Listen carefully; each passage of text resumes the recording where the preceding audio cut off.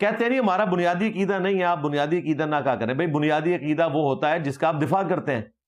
اب چشتی رسول اللہ محمد رسول اللہ کے پیرلل میں کبھی بھی نہیں رہ سکتا، لہٰذا یہ ماننا پڑے گا کہ یا محمد رسول اللہ کو مانو گے یا چشتی رسول اللہ کو. مرزا نے یہ اصول بنا رکھا ہے کہ اگر کوئی آدمی کسی عبارت کا دفاع کرتا ہے، تعویل کرتا ہے اور اس پر کفر کا، گستاخی کا فتویٰ نہیں لگاتا، چھاپنے والوں کو، لکھنے والوں کو، پرنٹ کرنے والوں کو کافر نہیں کہتا، تو وہ اس کا بنیادی عقیدہ سمجھا جائے گا. مرزا کے اسی اصول کے مطابق اب ہم آپ کے سامنے مرزا کے 15 بنیادی عقیدے پیش کرتے ہیں. اب اگر مرزا یا اس کے شاگرد کہیں کہ جی ہمارا تو یہ عقیدہ نہیں ہے، تو ان کی بات نہیں مانی جائے گی، کیونکہ مرزا بھی دوسروں کی بات نہیں مانتا. وہ لاکھ کہیں کہ ہمارا عقیدہ نہیں، لیکن مرزا کہتے ہیں نہیں تمہارا عقیدہ ہے. کیوں؟ کیونکہ تم فتویٰ نہیں لگاتے، تم تعویل کرتے ہو، دفاع کرتے ہو، اس لیے تمہارا بنیادی عقیدہ ہے. لہٰذا مرزا کی ان عبارتوں پر جب تک مرزا اور اس کے شاگرد فتویٰ نہیں لگائیں گے، کفر کا فتویٰ نہیں لگائیں گے، جو جو مطالبات مرزا کے ہیں وہ مطالبات ان پر پورے نہیں کریں گے اور فتویٰ نہیں لگائیں گے، تعویل کرنے کی کوشش کریں گے، دفاع کرنے کی کوشش کریں گے، تو وہ ان کا بنیادی عقیدہ شمار ہوگا. وَيَعْبُدُونَ مِن دُونِ اللَّهِ، اور وہ عبادت کرتے ہیں اللہ کی، مَا لَا يَضُرُّهُمْ وَلَا يَنْفَعُهُمْ، جو نہ ان کو نفع نقصان دے سکتے ہیں نہ نفع. مرزا نے ترجمہ کیا کہ وہ عبادت کرتے ہیں اللہ کی جو ان کو نہ نقصان دے سکتے ہیں نہ نفع. تو مرزے کا یہ بنیادی عقیدہ ہوا کہ نعوذ باللہ اللہ تعالیٰ نہ نقصان دے سکتا ہے نہ نفع، کیونکہ مرزے نے ترجمہ یہی کیا ہے.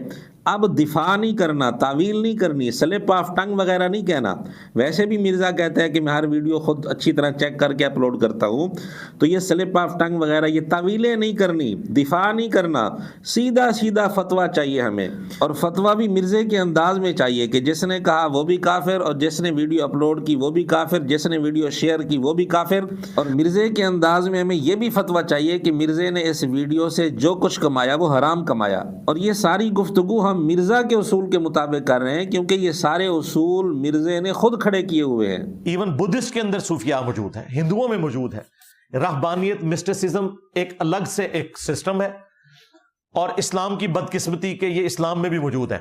اسلام نے ان کو قبول کر لیا، انہوں نے اسلام نہیں قبول کیا، اسلام نے انہیں قبول کیا. مرزا کی اس گفتگو میں مرزا کے اپنے اصول کے مطابق مرزے کا بنیادی عقیدہ یہ ثابت ہو گیا کہ نعوذ باللہ اسلام بدقسمت ہے. اب اس کی تعویل نہیں کرنی، دفاع نہیں کرنا، مرزا بچاؤ مہم نہیں شروع کرنی، ہمیں اس پر فتویٰ چاہیے خود مرزا کے انداز کے مطابق. اب اگر مرزے کا کوئی شاگرد اس کی تعویل کرنے کی، دفاع کرنے کی کوشش کرے گا تو ہم سمجھیں گے کہ اس کا بھی بنیادی عقیدہ یہی ہے کہ نعوذ باللہ اسلام بدقسمت ہے. اور ہمیں فتوے بازی کا شوق نہیں ہے. مرزے کے الفاظ میں اگر ہم کہیں تو ہم مرزے کی جوتی مرزے کے سر پر مار رہے ہیں. ہم تو بس اتنا کہیں گے، نہ تم صدمے ہمیں دیتے، نہ ہم فریاد یوں کرتے، نہ کھلتے راز سر بستہ، نہ یوں رسوائیاں ہوتی. تو مرزے کے اصول کے مطابق مرزے کے دو عقیدے آپ کے سامنے آ گئے. نمبر 1، نعوذ باللہ مرزے کا یہ بنیادی عقیدہ ہے کہ نعوذ باللہ اللہ تعالیٰ نہ نقصان دے سکتا ہے نہ نفع. نمبر 2، مرزے کا یہ بنیادی عقیدہ ہے کہ نعوذ باللہ اسلام بدقسمت ہے. اور اگر مرزے کا چاہنے والا کوئی کہے کہ مرزے کا یہ ہمارا بنیادی عقیدہ نہیں ہے، تو پھر ہم کہیں گے کہ فتویٰ چاہیے ہمیں، فتویٰ. اور فتویٰ بھی اسی انداز سے چاہیے جس انداز سے مرزا فتویٰ مانگتا ہے. بلکہ مرزا تو یہاں تک کہتا ہے کہ جو خاموش ہیں، فتویٰ نہیں لگا رہے، ان کا بھی یہی بنیادی عقیدہ ہے. اس لیے مرزا کے جو شاگرد اب خاموش رہیں گے تو ہم سمجھیں گے کہ ان کا بھی یہی بنیادی عقیدہ ہے. لیکن حقوق العباد کے معاملے میں وہ مارا گیا. اب اس میں طریقہ یہ ہو سکتا ہے کہ آپ معافی مانگیں. ہاں، آپ نے معافی مانگ لی، اگلے بندے نے معافی نہیں دی، تو انشاءاللہ اللہ سے امید ہے قیامت کے دن اللہ تعالیٰ اس بندے کو کوئی نہ کوئی مدنی رشوت دے کر، یعنی کوئی جنت کا انعام دے کر راضی کر لے گا کہ اس کو معاف کر دو، کیونکہ آپ اپنا کام کر چکے. مرزے کی اس ویڈیو کی روشنی میں مرزے کے اپنے ہی اصول کے مطابق مرزے کا بنیادی عقیدہ یہ ثابت ہوا کہ نعوذ باللہ اللہ تعالیٰ رشوت بھی دیتا ہے. اب تعویل نہیں کرنی، دفاع نہیں کرنا، ہمیں فتویٰ چاہیے. مرزا نے رشوت کا لفظ اللہ تعالیٰ کے لیے استعمال کیا ہے. اب یہ تعویل نہیں کرنی کہ جی اس نے رشوت کا لفظ بول کر خود بتا دیا کہ میری مراد انعام ہے. نہیں. کیونکہ کیا کسی آیت میں انعام کے لیے رشوت کا لفظ بولا گیا ہے؟ کسی حدیث میں انعام کے لیے رشوت کا لفظ بولا گیا ہے؟